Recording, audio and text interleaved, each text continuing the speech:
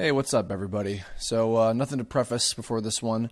I just got this question the other day from Malik McLeod saying, Hey, Curb, I recently read an article about an animator named Henry Thurlow, an American animator in Tokyo. Long story short, he feels completely satisfied in the artistic side of it all, but apart from that, it's practically killing him.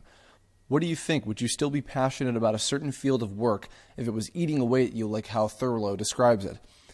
So for those of you who haven't seen or heard of or read this article, I actually saw this over the weekend. Kimlin Tran, one of my voice actress friends, linked this on Facebook. And basically this guy, Mr. Thurlow, he used to work actually in New York and did a lot of, I think, like commercial animation and you know, TV shows and things like that. And then he was not really satisfied with the stuff that he was working on and decided to actually move to Japan. And over the course of several years, eventually became a working animator living in Japan, and has, you know, if you check out his Tumblr, which I'm sure I'll have a link to somewhere, you know, he's worked on quite a few shows and things that you would probably recognize.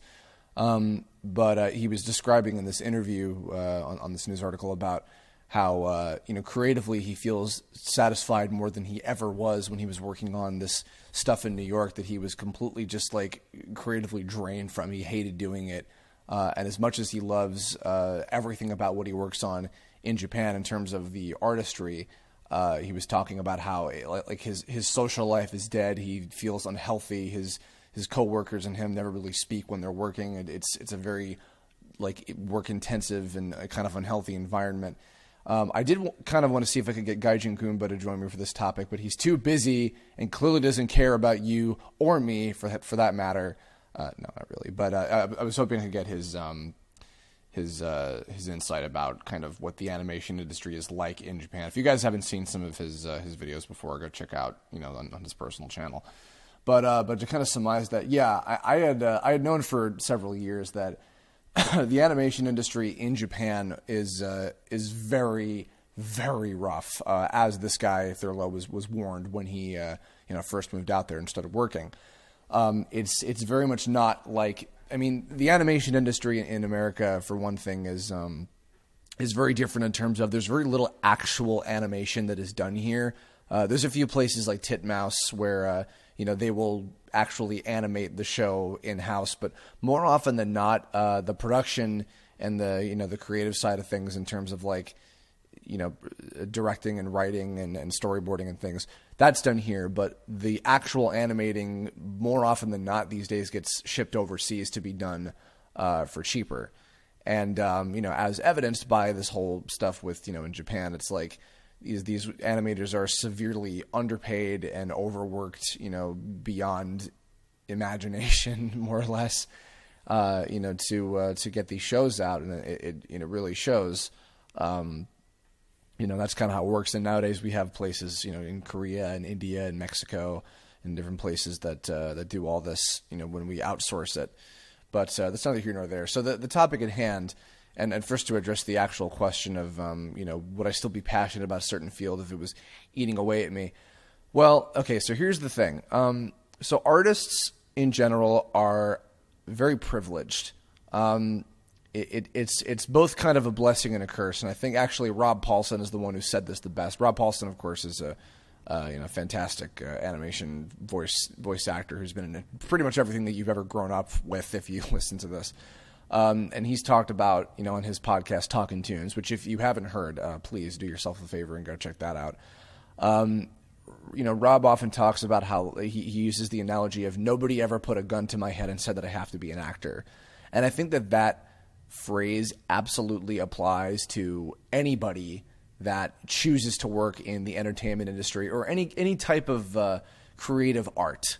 We're privileged in the sense, you know, as artists that, you know, we have the freedom to do a lot of different things with what it is that we choose to do in this career path. That doesn't mean that it's easy, and that doesn't mean that, you know, it's not going to be a lot of hard work. And, you know, sometimes for some people it isn't a lot of hard work. Sometimes it can be just working smarter and not harder, or, you know, there are some cases where they find a path that makes things go relatively smoothly, and you know, they're not nearly suffering as much as Thurlow has from, you know, this news article. Like with any industry that you try to find a career in. It requires a lot of patience and, a lot of refinement of one's skills to, be at a competitive level to where you can get hired, and do something, depending on a case-by-case basis of what it is that you're going for. Something that I was also, this kind of jumping off of that from, as far as like industry jobs go, something that I was actually kind of surprised, and it took me a while to understand, of other colleagues of mine, other animators that kind of came from the sort of Newgrounds, point of origin and in making stuff, is that a lot of my fellow animators weren't really interested in working for other companies. A lot of them had personally bad experiences where like certain companies were taking advantage of the fact that they were, internet animators, and they could be like, oh, well, they'll do shit for dirt cheap and we can trick them because they're kids and we're corporations and we don't want to spend a lot of money. So, in cases like that, of course, it's like that's fucked up. But for the most part, like there's one guy in particular who, he'd worked at several like major animation companies, but he was just finding that industry work was not really as rewarding. Like despite getting to work on, some really amazing movies and getting to do a lot of cool stuff, he was just not really finding it creatively satisfying to not be making his own thing. And at first, I was like, well, I mean, of course everybody wants to make their own stuff, but I mean, isn't, getting through and working on all these other projects like a great learning experience, and it's a great, way to make a living doing what, the type of art form that you love, and you could eventually get to a point where you could pitch getting your own stuff off the ground. But, as I've continued with, doing my own stuff in the last couple of years, I'm beginning to understand, and I don't necessarily 100% agree, but I understand why it is that for, this guy and a few other people, I won't name names, but just because for the sake of privacy, but, why it is that they like just working on their own stuff, because they have the complete creative freedom to do whatever they want with their art form, be satisfied with it, find new ways and new interesting things to do, at their own pace and whenever they want, and, to some extent. And, as opposed to having to answer to somebody to say, no, we want you to do it this way and this way and this way and this way, and you can't have it any other way. It's like, I completely get that. I would love to have the chance to work at, I definitely don't have any illusions about, oh yeah, I want to go work in Japan on anime or whatever, because I've known for years how insane that is. I would love to have the experience of working on, a show done in America, from a production standpoint of some kind. Whether doing writing or storyboarding or directing or anything like that really would be great.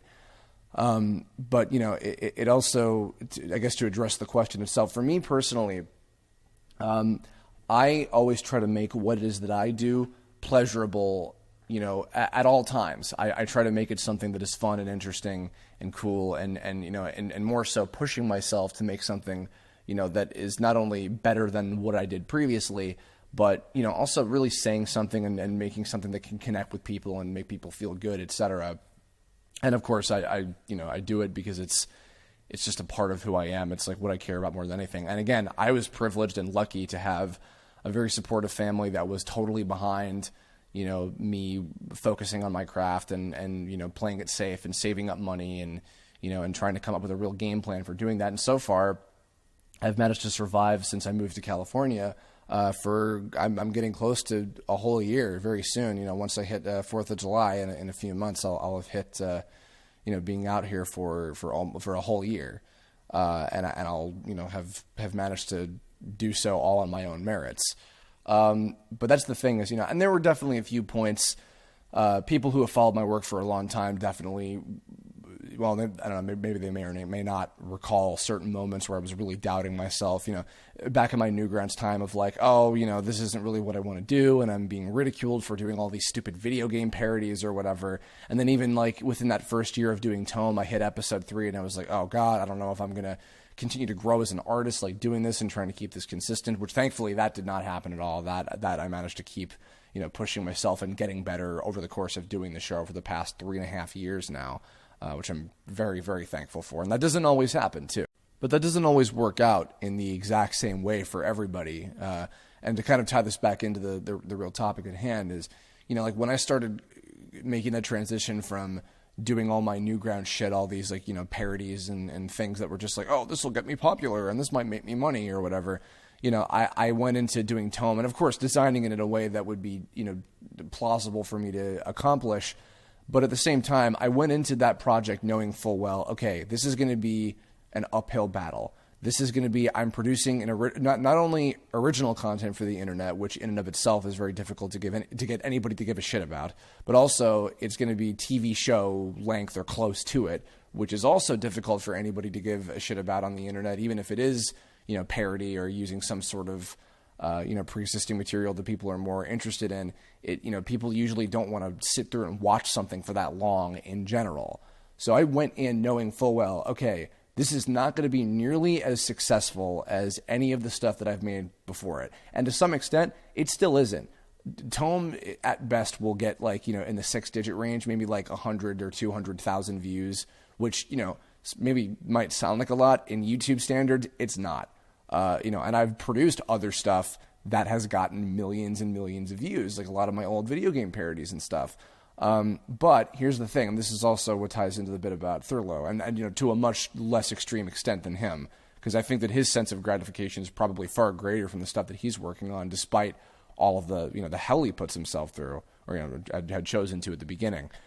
With me, it's like my Tome is probably not nearly as successful as other stuff that I could have chosen to do, otherwise, but the sense of gratification of the people who watch it and the satisfaction that I feel having brought this vision of mine to life, through animated storytelling, and having an amazing crew of people that I work with personally and feel a sense of camaraderie with, who are all like enthusiastic to be involved with the show in the first place. It's like, again, it goes back to I know I've probably repeated a lot of information on this, so I'm not going to bother being like, go watch this one on this or whatever, because it's all relevant to this topic. But there's nothing remotely that even comes close to the feeling of satisfaction I get from looking back on how much I've done with Tome and how far it's gotten, and also the fact that like it has proven to eventually be successful in its own right, even if it's not as much as something else I've done,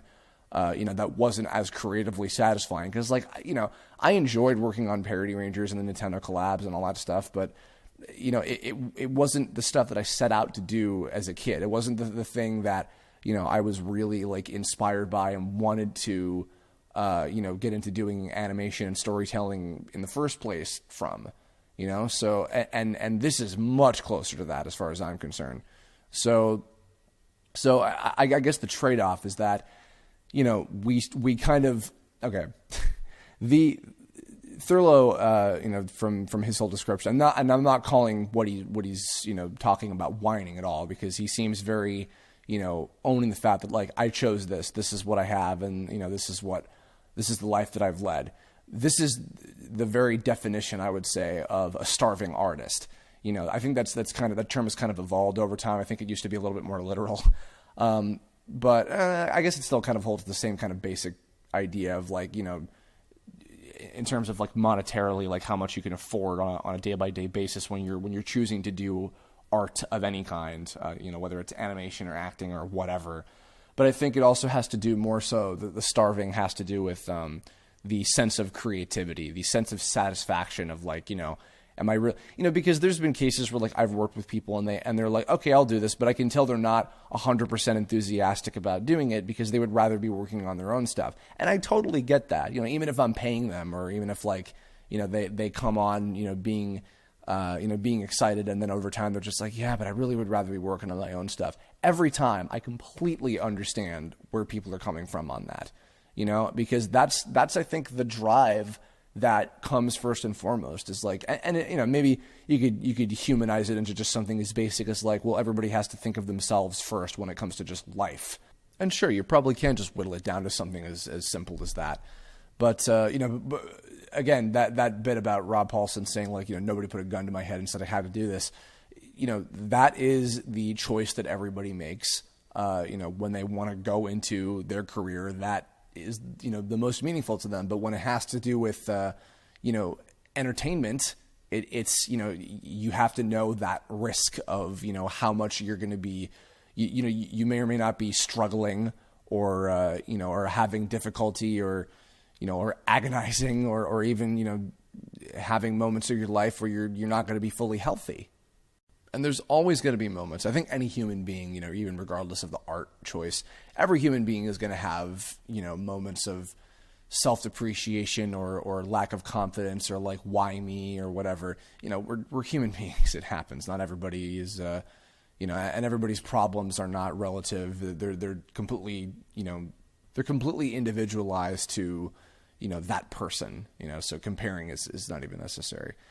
But for the most part, I think that people know going into that, like, okay, this is what I'm going to do, and I know this is not going to be easy, and I think the people that go in thinking it's going to be easy are probably pretty easily discouraged into like, I'm just going to work in suit sales or something, I'm exaggerating, but you know what I mean? It's like, I think that when you choose anything that you're going to set your heart on, you have to know of the hardships, and, now whether or not that is, ultimately what you're going to be okay with, because there's more to life. Here's one more point. I've talked about this with some friends of mine. There's a guy who I think recently, he was very successful out here, and then he met this nice girl, and he decided that he wanted to go back home to where he came from before he moved to California, and continue to do the same type of work that he was doing here, but he would rather do it back home where he can be with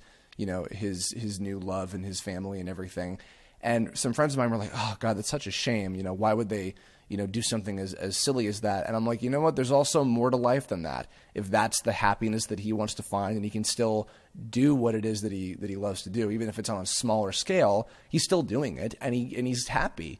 I think that on that kind of note, your happiness does, I think, have to come first. If your satisfaction with your art or your career or whatever, if that is your happiness more than anything, then that's awesome. Dedicate yourself 100% to it, hardships and all. But if there's more to life that, that you also want to be able to, delve in, then you can have both as well. Like, you don't have to necessarily compromise and sacrifice something or whatever, but you have to compromise in a way that like makes it work for yourself and for everybody else involved, necessarily, like a significant other or a family or whatever. That has to be taken into account, and that that's even more difficult because that just requires more planning and more insight and more experience and hard work. That's what it comes down to. So I think that's about everything for this. This was a cool one, so thank you very much for this topic suggestion. And I think that's it. So thanks for listening. If you have any thoughts about this, especially any artists, friends of any kind, again, drawing, animating, music, acting, anything. If you guys have any experiences that you'd like to share, and thoughts and responses to this, please let me know in the comments. I'll, and also. If you have ideas for future Curblog topics, just hit me up on Twitter, Tumblr, Facebook, or leave a comment about that below, and you might inspire the next Curblog topic for next weekend, or the day after that, or the day after that. That'll do it. I'm rambling. Whatever. You're used to this. Okay. Bye.